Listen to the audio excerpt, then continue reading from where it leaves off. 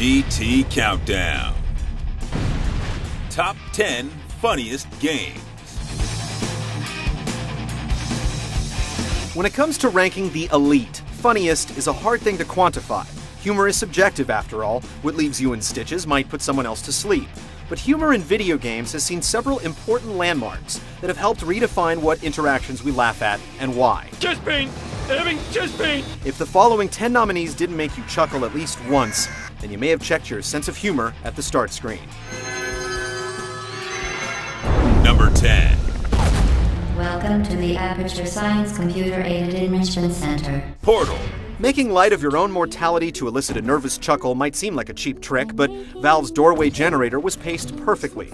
With just a one-way conversation, and a dangerously glitched one at best, to get you through all the test chambers, no one thought Portal would be as funny as it was. Assume the party escort submission position or you will miss the party. Everyone was so fascinated by the tech that the literal breakdown of the mastermind GLaDOS was just the icing on a masterfully baked cake. Even if we did never get to eat it. Number 9. Hope this is not Chris's blood. Resident Evil. How do you say Master of Unlocking in Japanese? While it must also be considered for the top 10 most terrifying games of all time, Resident Evil is also a laugh riot, but not intentionally.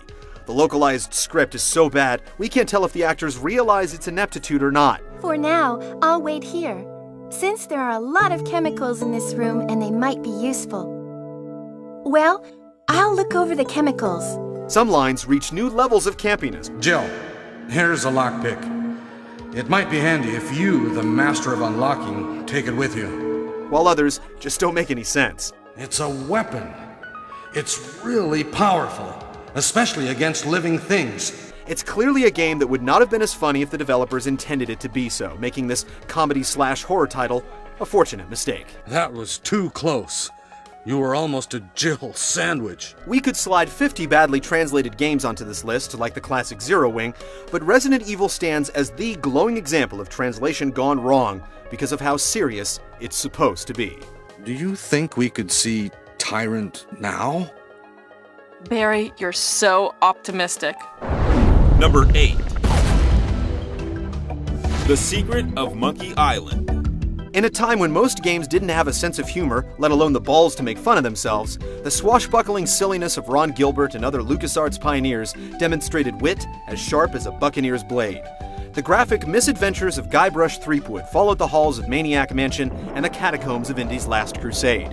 LucasArts' expertise in the genre was evident in every line.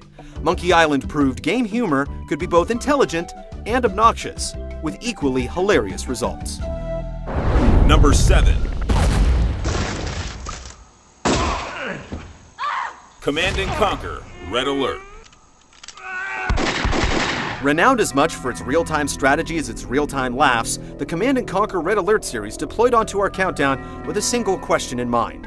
Is it fanciful, or is it farce? We will first attack Soviet Russia and crush not only their armies, but their leaders, their spirit, and their hope. At this point, it's just about anyone's guess, but it's inarguable that it sure knows how to lay it on thick. Once you have located him, bring him back to your drop-off point for immediate evacuation. The clash over Tiberium has seen a lot of faces over the years, but it's good to know that good old Kane will always remain the same. And we wouldn't have it any other way. You can't kill the Messiah. Number 6. Leisure Suit Larry. Lovable loser Larry Laffer has been hanging around adventure games and trying to get laid since the 80s, although he's had more luck making people laugh than actually getting lucky. What do you expect from a guy who thinks gold chains and polyester leisure suits are the height of fashion? While the series isn't quite as funny as it used to be without Larry's creator Al Lowe, we'll never forget in Land of the Lounge Lizards when, only minutes after starting the game, we that prostitute and our exploded. Yes. Number 5.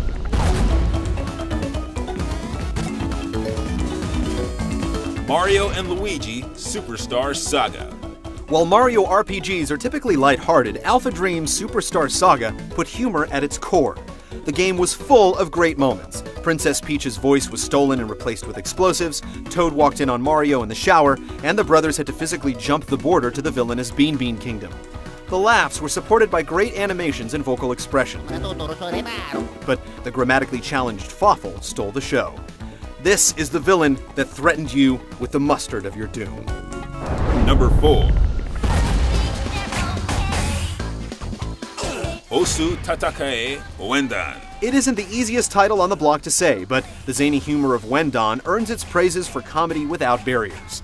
Drawing on spastic cartoons and catchy J-pop to deliver its message, the infectious rhythm tapper tapped straight into funny bones with visual gags that most everyone could appreciate. Not to mention that the game itself isn't half bad either. A title that's 100% Japanese and 1000% hilarious, Wendan's unique take on everyday life was a laugh riot. Number 3. Grim Fandango. Gladys, are you loco? From the mentalist Tim Schafer comes a noir adventure based on Day of the Dead. Skeletal salesmen sold trips with the recently departed ferrying customers to their just rewards. Of course, a mix of undead mobsters and numbing office bureaucracy turned it into anything but an exercise in retail service. As Manny Calavera, you tackled a surreal world that was quite lively despite everyone being dead. Beret-wearing revolutionaries cried viva, and speed demons were actual, lovable demons. Even when the moments weren't laugh-out-loud funny, the atmosphere was draped in smoke and smirks. And for anyone who was concerned with all the smoking, the manual had you covered. Number 2.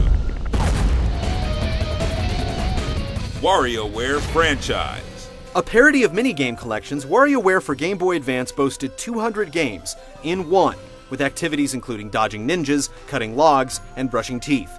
It was seemingly innocent, but that just made it all the more funny. Players had only seconds to react and never knew what would come next, and it was hard to stop laughing when you suddenly had to dodge a hot dog or help a pretty girl sniff up a drip of snot. More recently, Smooth Moves maxed out the Wii's potential for embarrassment by making players act out a variety of crazy gestures in front of their friends, adding a whole new layer of hilarity to the series. Number 1.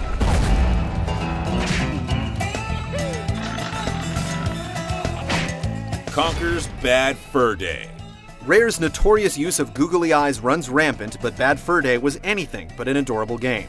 Most of the time. Throwing caution aside, the M-rated plot followed the drunken plight of a foul-mouthed squirrel looking for his curvy mate Barry.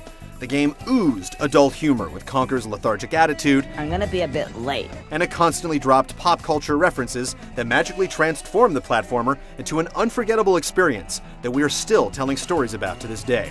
With hilarious voice acting. Isn't it a little bit early in the day to start talking about Gothic architecture? Nuts-to-the-wall gore. And a musical score that showcased a gigantic pile of singing poo. There was more comedy piled into this game than any other. Oh, I say, this is far from dignified. I hope Mavis and Olive don't see this. They'll never